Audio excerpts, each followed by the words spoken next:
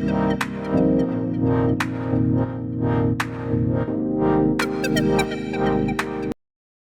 हम chapter number 6 में class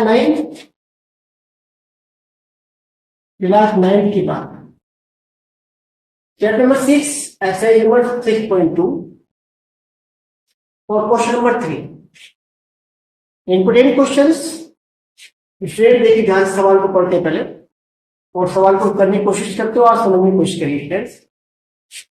पिछला सवाल में आकृति में यदि PQ समांतर HT यानी कि PQ ये रेखा हमारे पास ये इसके समांतर यानी कि पैरेलल PQ HT के पैरेलल दे रखी है, समांतर दे रखी है और एंगल PQR यानी कि ये एंगल 110 यानी कि 110 और एंगल RST 130 यानी कि 130 का दे रखा।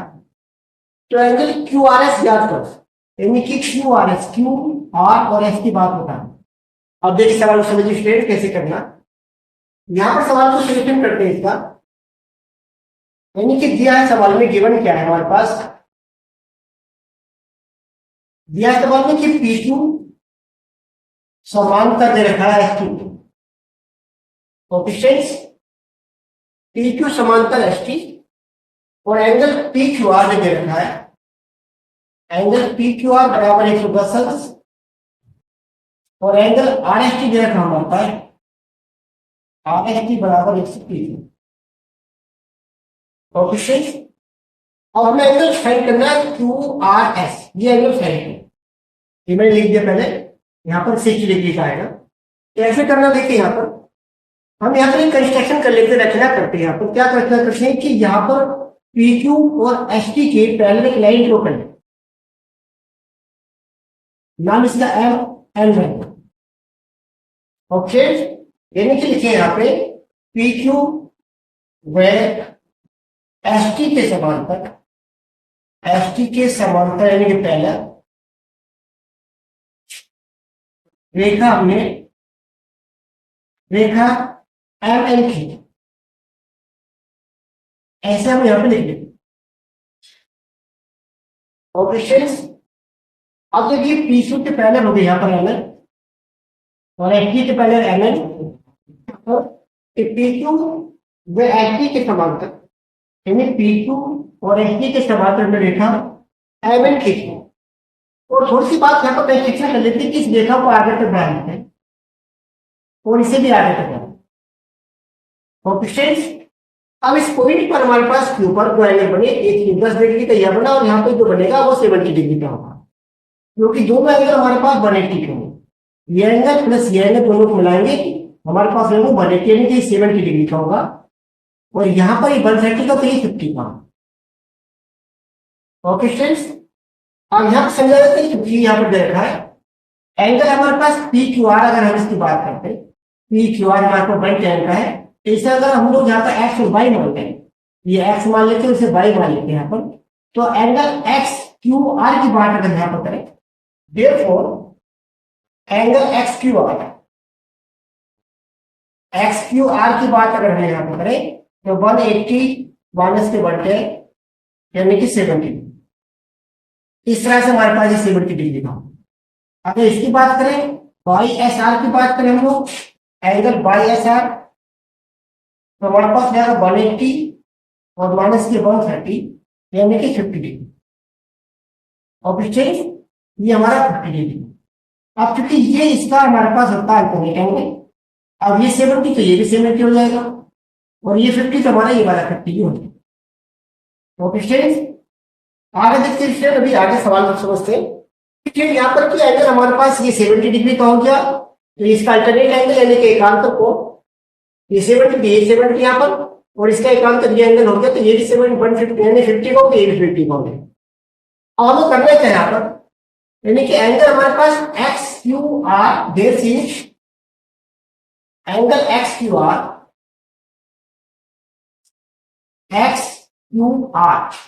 इक्वल टू एंगल हमारे पास होगा यहाँ पे लिखेंगे QRM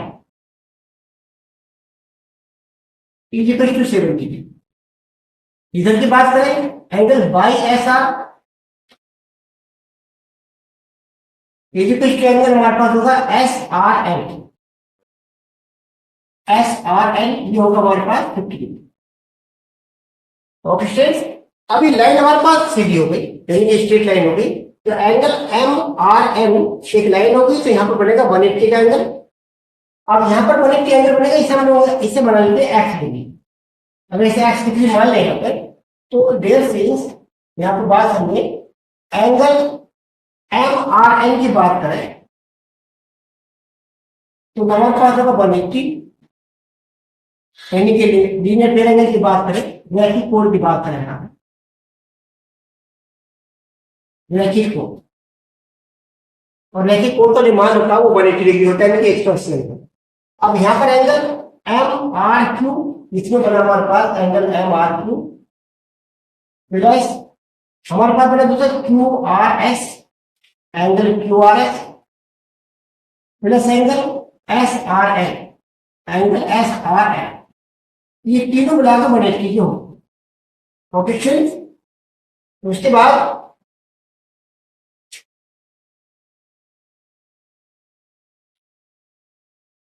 करते हैं हमारे पास M R Q, M R Q की बात करें तो 70 डिग्री, क्यू आर एस में फाइंड करना, क्यू आर एस में फाइंड करना, क्योंकि क्यू आर एस में करना है, और यहाँ पर हमारे पास एस आर एन जो हमारे पास है वो लिखा हमारे पास 50 डिग्री, और बराबर में लिखे बने। अब इन दोनों को ऐड करेंगे तो हमारे पास 120 plus angle Q R S equal to 180 degree, angle Q R S अगर फाइंड करेंगे यहाँ पर तो लगेगा 180 माइनस के बटे angle Q R S equal to 60, इसमें ये एंगल हमारे पास 60 डिग्री का होगा। इस तरह से हम लोग angle Q R S find करेंगे। तो और समझा होगा। अगर सवाल देखते हैं स्टूडेंट्स, क्वेश्चन नंबर 4 की बात कर रहे हैं, एक्सरसाइज 6.2 क्लास 9 को। सवाल पढ़े पहले ध्यान से देखिए क्वेश्चन क्या है। आकृति में यदि ए बी समांतर सी, यानी जो आकृति यहाँ पर समझा रखी है, इस आकृति में ए बी और सी डी दोनों समांतर, ऐसा सवाल में दे रखा है। Angle A P Q, A P Q ये वाला एंगल 50 डिग्री 50 डिग्री का दे रखा। Angle P R D, angle P R D ये दे रखा 127 का दे रखा, 127 यानी कि 27 डिग्री का दे रखा। तो एक्स और वाई का मान ज्ञात कीजिए, यानी कि एक्स और वाई का मान बताना। सॉल्यूशन करते हैं, देखिए ध्यान सवाल के सवाल क्या दे रखा है। यहाँ पर सवाल है हमारे पास, सॉल्यूशन करें यहाँ पर कि दिया क्या है, यानी कि दिया है सवाल में गिवन, क्या गिवन दे रखा है, यानी कि क्या सवाल है कि ए बी जो है, ए बी जो रेखा है वो हमारे पास सी बी के समान, यानी कि A B parallel to C B, A B और सी बी आपस में पैरेलल है। और यहाँ पर एंगल जो ए पी बी दे रखा है हमारे पास, A P angle A P B वो दे रखा 50 डिग्री। और दूसरी बात एंगल पी आर डी, यानी पी आर डी हमारे पास दे रखा 126, ये एंगल हमारे पास दे रखा। ओके स्टूडेंट्स, अब हमें करना क्या है यहाँ पर कि एंगल एक्स फाइंड करें। अब क्योंकि ए बी और सी डी हमारे पास जो है पैरेलल है और ये हमारे पास 50 है। ओके स्टूडेंट्स, अब जब दो समांतर रेखाओं को एक नीचे रेखा इंटरसेक्ट करती है, यानी कि दो बिंदुओं को प्रतिच्छेद करती है, तो उसके अल्टरनेट एंगल यानी कि एकांतर कोण बराबर होते हैं। तो यह इनके एक्स एंगल जो है वो 50 के बराबर होता है।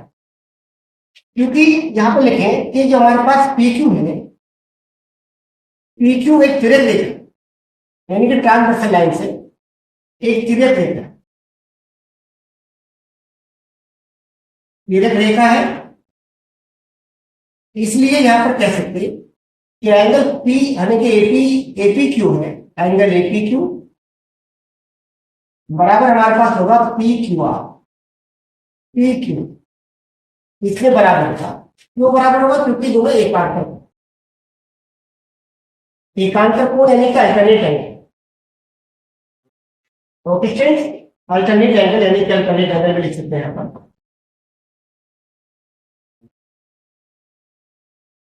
Alternate angle. इसलिए हम कह सकते हैं कि angle P Q R, therefore angle P Q R is equal to 50।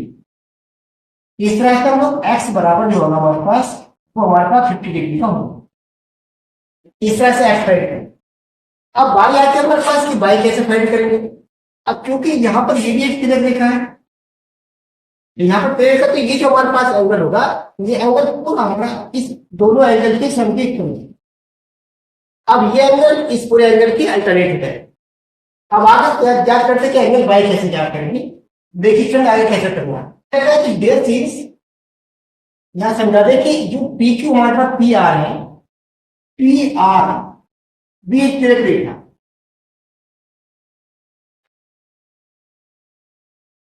P R एक क्लियर देखा है।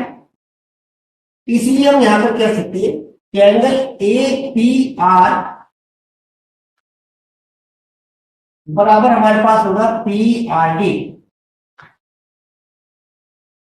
यानी कि एपी आर हमारे पास होगा 50 प्लस के बाई, 50 प्लस के बाई इज इक्वल टू 127। ऑप्शन अब बाई हम फाइंड करना है यहाँ पे, तो 127 में से 50 माइनस करना, तो एंगल बाई अगर हम फाइंड करेंगे तो 57 अरे 127 में 50 माइनस करेंगे, इस 7 में से 0 घटाएंगे तो 7 बचेगा, और 12 में से 5 जाएंगे 7 बचेगा, यानी 77 डिग्री का हमारा बाई है। ओके, अब आगे बात करते हैं हम लोग के एंगल दोनों हमारे फाइंड है। एक्स फाइंड कर लिया हमने, एक्स हमारा 50 डिग्री का हो, और उसके बाद एंगल बाय हमारा 77 डिग्री। इस तरह से इस क्वेश्चन को आसानी से समझ सकते हैं। क्वेश्चन नंबर लास्ट देखिए इस एक्सरसाइज का, आगे करते सवाल। देखिए क्वेश्चन नंबर 5, यहाँ पर सवाल में क्या दे रखा है, सवाल को आपको पढ़ के बता रहा हूं। यहाँ पर कि सवाल में देखा है कि पीक्यू और आरएस दो दर्पण है जो एक दूसरे के समांतर रखें, और उसे एक किरण ए भी जो दर्पण पी से टकराती है और बिंदु बी पर जाकर टकराने के बाद वो रिफ्लेक्शन करती है, यानी कि वापस आती है, और वापस आकर दर्पण आर से टकराकर सी पर और वापस चले जाती है। ऐसा करने के बाद हमें बताना यह है कि जो रेखा हमारे पास ए बी है वो सी डी के समांतर हो, इस बात को मैं सिद्ध करूं। और दिया क्या हमारे पास कि पी टू और आर एस, यानी कि पी क्यू और आर एस जो है हमारे पास दोनों एक दूसरे की समांतर रहते हैं। तो इस सवाल को बड़े आसानी से हम समझ सकते हैं। अब क्या है कि अगर पी क्यू और आर एस समांतर है तो एक तिरछी रेखा हमारे पास ही बन जाए।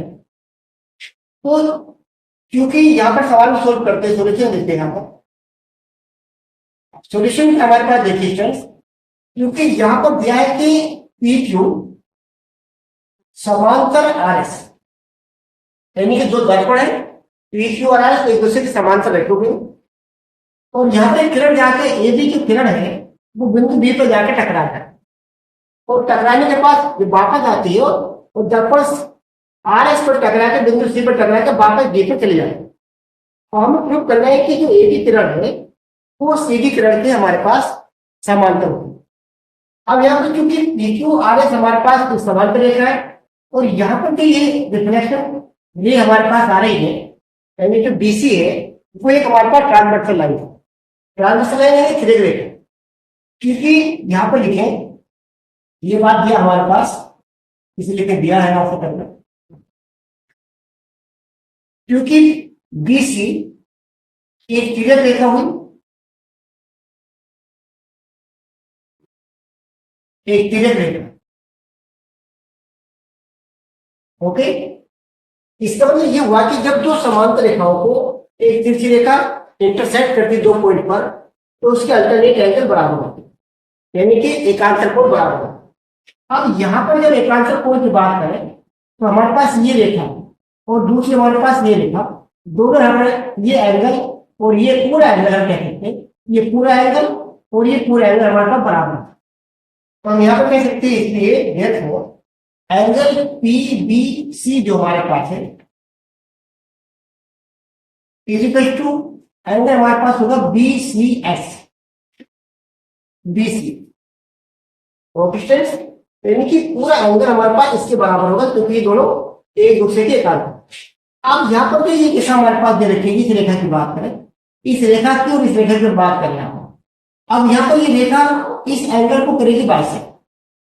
अब बाइसेक्ट करेगी तो इसका मतलब ये दोनों एंगल हमारे पास, ये दोनों एंगल बराबर होंगे, तो इधर ये बनेगा। ओके, अब जब ऐसा होगा तो ये एंगल इसके बराबर होगा और ये वाला एंगल हमारा इसके बराबर। अब इसमें क्या कर सकते हैं कि जो एंगल हमारे पास दोनों बने हैं, तो एंगल हमारे पास जो PBA है, angle PBA plus angle ABC, बीजी क्वेश्चन हमारे पास होगा BCB, angle BCB plus angle DCF। अब यहाँ पर क्योंकि यहाँ पर एंगल हमारे पास जो PBA है, एंगल PBA जो हमारे पास एंगल होगा वो हमारे पास होगा DCS के बराबर।